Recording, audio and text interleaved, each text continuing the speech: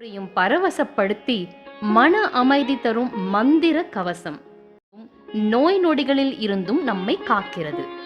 அழகு தமிழில் உள்ள இந்த கவசத்தை எழுதியவர் தேவராய சுவாமிகள். கவசத்தை அரங்கேற்றிய தலம் ஈரோடு அருகில் உள்ள சென்னிமலை திருக்கோவில்.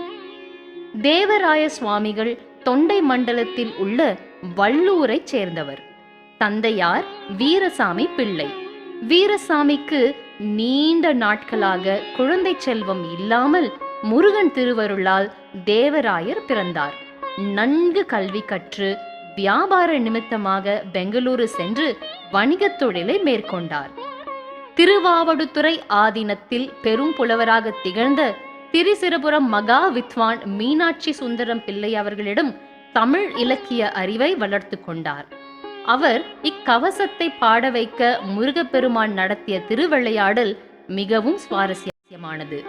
தேவராய சுவாமிகளுக்கு கடும் வயிற்றுவலி ஏற்பட்டு மிகவும் அவதிப்பட்டு வந்தார்.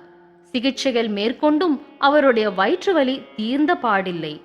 வாழ்க்கையே வெறுத்து உயிரை மாய்த்து கொள்வது என்ற முடிவோடு திருச்செந்தூர் சென்றார். அவர் சென்ற நாளில் திருச்செந்தூரில் கந்த சஷ்டி விழா ஆரம்பித்திருந்தது.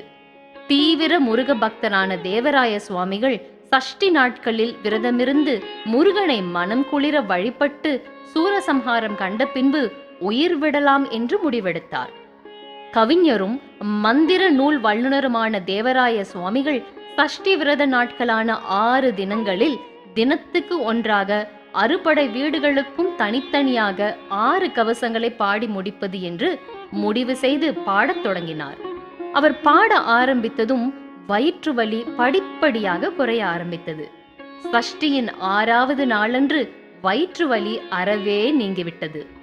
இப்படி கந்த சஷ்டி கவசம் என்ற ஒரே பெயரைத்தான் கொண்டு அழைக்கப்படுகின்றன.